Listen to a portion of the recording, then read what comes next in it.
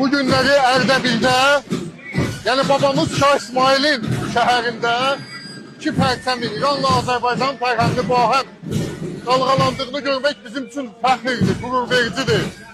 Əslində bilirsiniz, Şah İsmail Xətai iki ölkənin birləşdirən bir şəxsiyyətdir. Ona görə bu günlərin mütasifanə bizim ölkədə Şah İsmail adını unutturmaq istəyirlər. Bəziləri səhv təsəvvür edir. Elə bilirlər ki, Keşvər Azərbaycan İranla düşməndir. Əsla.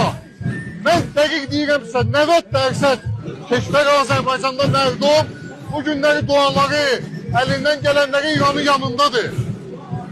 Xiyabanlarda, küçələrdə bizə dəstək verən ən çox mərdum Azərbaycandandır.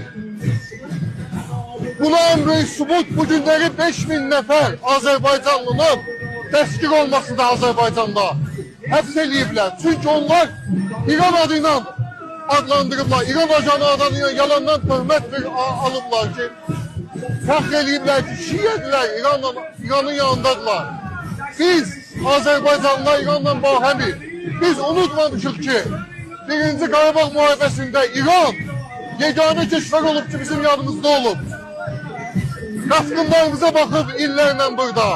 Şəhidlər verib Qarabağda. Bu günləri bizim borcumuzdur İranın yanında olmaq.